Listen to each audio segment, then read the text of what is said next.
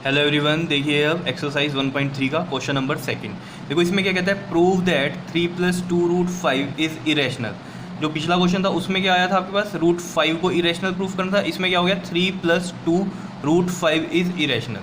ठीक है, तो प्रूफ जब हम करते हैं इसमें तो कैसे करते हैं, एज्यूम क्या कर लेते हैं इसको, रैशनल। ठीक है, याद होगा आपको, तो वही चीज़ लिखनी है हमें यहाँ भी। लेट अस एज्यूम, कैसे लिखते थे, टू द कंट्रेरी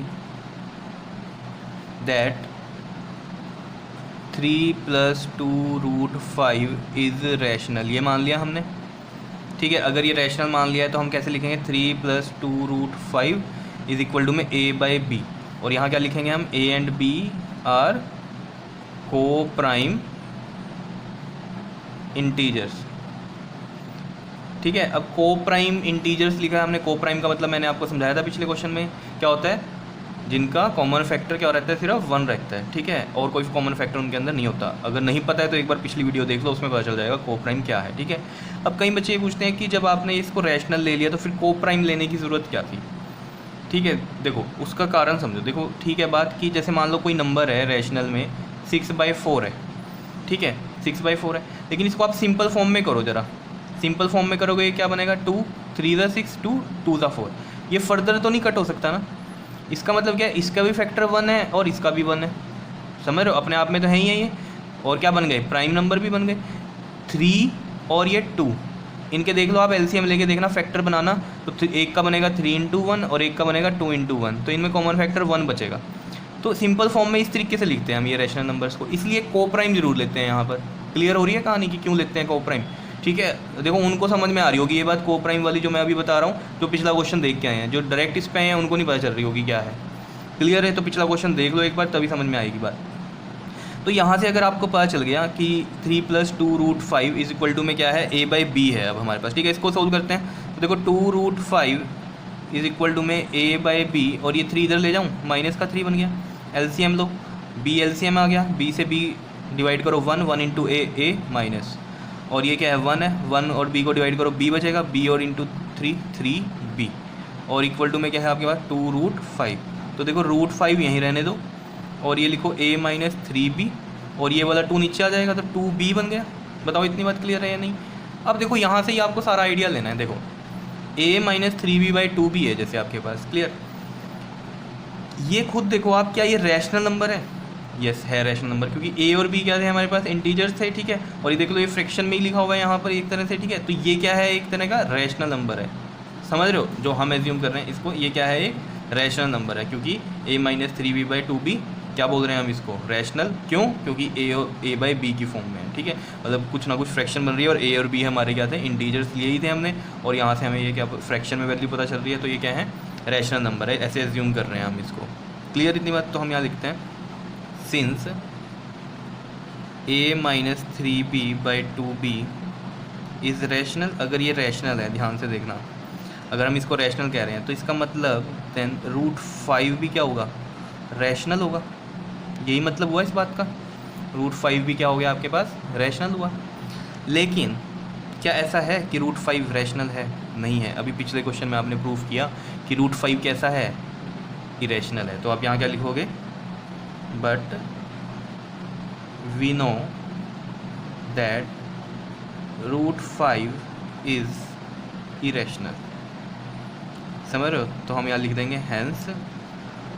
अब देखो अगर ये इरेशनल है, ये तो हमने प्रूफ किया है इरेशनल वाला, तो ठीक है। तो अगर ये वाली चीज़ इरेशनल है, इधर सीधी सी बात है, तो इरेशनल चीज़ रैशनल के इक्वल तो नहीं हो सकती ना।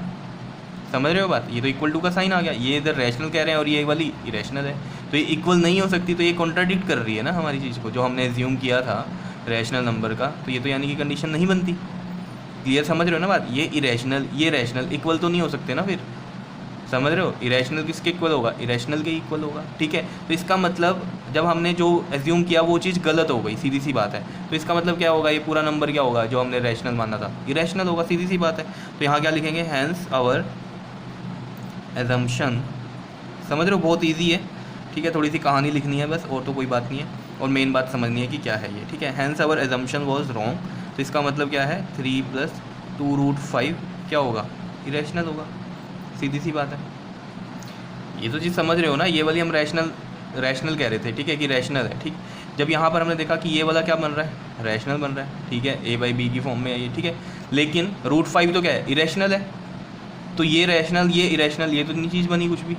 तो इसका मतलब क्या हुआ, हमारी असम्पशन रॉन्ग हुई रैशनल वाली, और ये कंडीशन क्या हो रही है, गलत बन रही है यहाँ से। तो रैशनल इरेशनल के इक्वल आ रहा है। इसका मतलब क्या होगा, जब हमारी असम्पशन गलत हो जाती है तो इसका मतलब क्या है, फिर जो वो कह रहा है वो सही है। प्रूव दैट, जो इसने बोला था कि ये कह रहा था इरेशनल है, तो हमने रैशनल माना, वो कंडीशन बनी नहीं बनी तो क्या है, फिर ये इरेशनल ही है।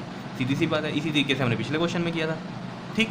अब कई बार क्या चीज़ बच्चों को कन्फ्यूजन होती है कि ये √5 जो हमने इरेशनल लिखा है, क्या ये प्रूफ करके दिखाना है यहाँ पर।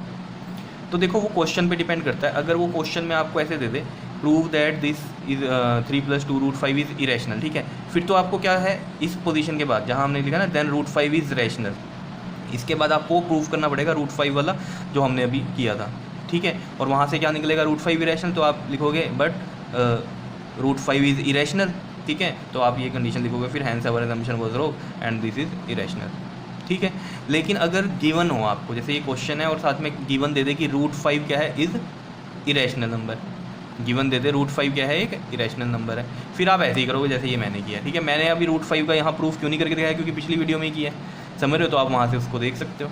क्लियर है इतनी कहानी, समझ में आया कैसे करना है क्वेश्चन को, ठीक है। और अगर गिवन वाली बात आती है ना, कि गिवन वो आपको दे देता है कि √5 क्या है आपके पास, इरेशनल है, तो फिर तो ये बहुत छोटा सा क्वेश्चन बन गया।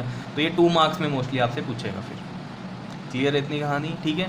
तो ये चीज़ आपको ध्यान में रखनी है कि कहाँ पर क्या करना है, ठीक है। तो √5 वाली बात अगर ऐसे लिखा है क्वेश्चन, तो नॉर्मल आपको करना पड़ेगा प्रूफ, साथ में दिखाना पड़ेगा कि √5 आप कैसे कह रहे हो इरेशनल है, ठीक है, बात इतनी। और अगर वो गिवन दे देता है कि √5 इरेशनल है, फिर तो ऐसे ही करना है जैसे मैंने किया है। चीज़ें समझ में आ रही हैं, ठीक है। तो ये चीज़ भी समझ में आ गई होगी, ये कोप्राइम बार बार क्यों लेते हैं, जो ये फंडा मैंने आपको बताया, ठीक है। चलिए इससे नेक्स्ट वीडियो में नेक्स्ट क्वेश्चन करेंगे। Okay, thank you.